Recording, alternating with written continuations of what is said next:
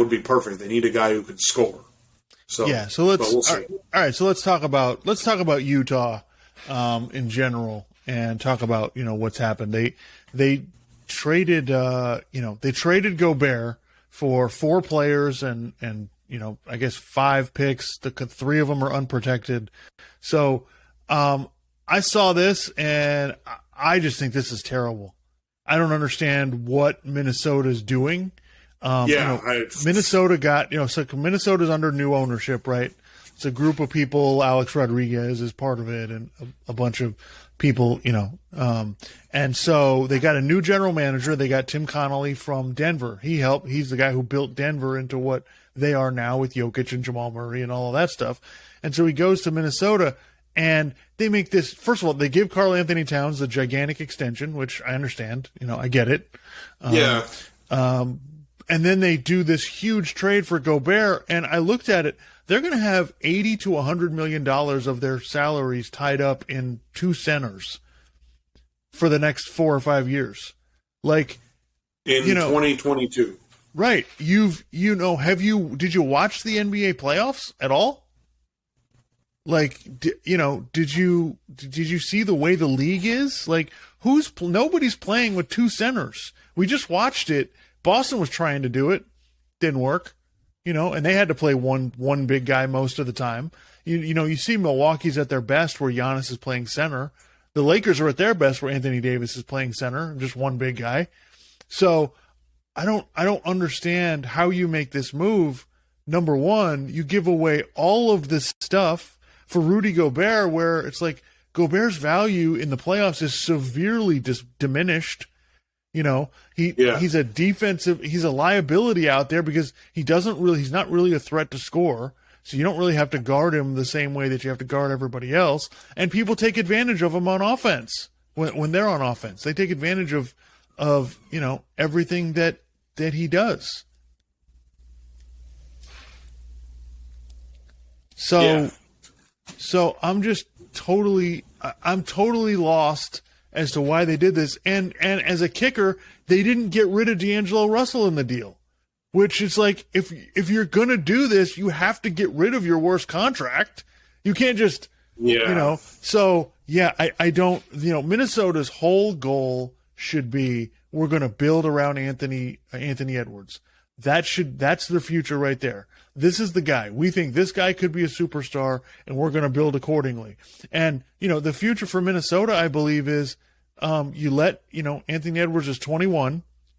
Okay. You give him 2 or 3 more years, see if he develops into anything. And then at some point, either Karl Anthony Towns either works or he doesn't, and you eventually trade him. And then Anthony Edwards and that's what you do moving forward. But you've basically you've sandbagged that deal because now you're going to have these 2 big guys that guys are going to take advantage of. Karl Anthony Towns is not a good defender. Rudy Gobert is not a good offensive player. So I get what you. Well, and Rudy Gobert, he's a good defender around the rim, but you don't want him trying to move his feet covering the 3-point line, right. And that's a huge that's been a huge problem for him in the playoffs when he was with Utah. So. Yeah, this is, and like we were saying when we were watching the playoffs, the Timberwolves are one of the dumbest fucking playoff teams we've ever seen. I mean, D'Angelo Russell, you forget that he's out there. Because, it's like, oh, D'Angelo Russell, yeah, he's talented, but, I mean, Golden State had him for a little while, and they're kind of like, yeah, this doesn't work. Get out of here. Yeah, so for the general manager to come in and be like, no, this is the move. This is going to change everything. We're going to be, this is our move to be fantastic next year. It's like, well, they're going all in, and I'm like, are you guys a championship? I don't think you're a contender. I don't really see it. I don't. Is the GM like on the hot seat or something? Like I don't. No, he just got there. Got there. So it's like, and I heard Bill Simmons talking about this. He was like, this is a new owner move. This is, I want to make a big deal. I want to be good. We have to give up all these picks. I don't care. Do it.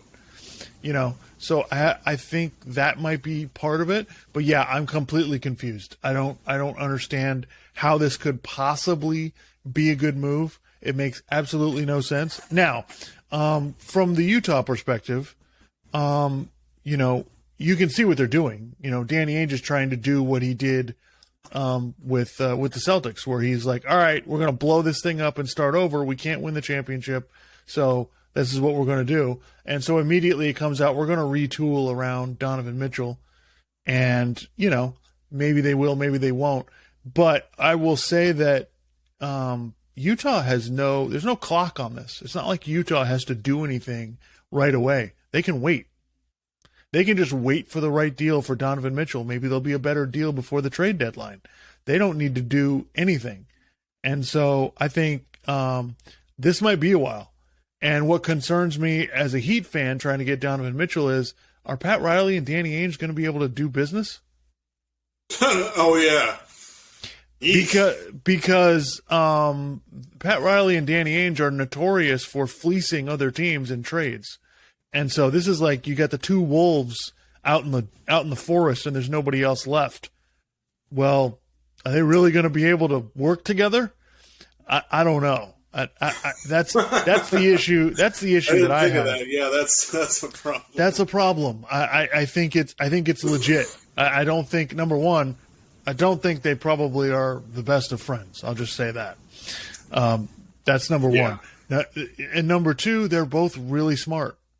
They know how to work these deals, and they're going to try to work the other one over, and it's going to be difficult to do. I don't see how Utah is going to be like, yeah, we'll take Tyler Hero and Duncan Robinson and some picks, and we're good with that. Because taking draft picks, like most of the time when you take draft picks, you're like, all right, maybe this team will be really good and it doesn't matter, right? But if you're taking picks from Miami's had like 2 down years in the last 20.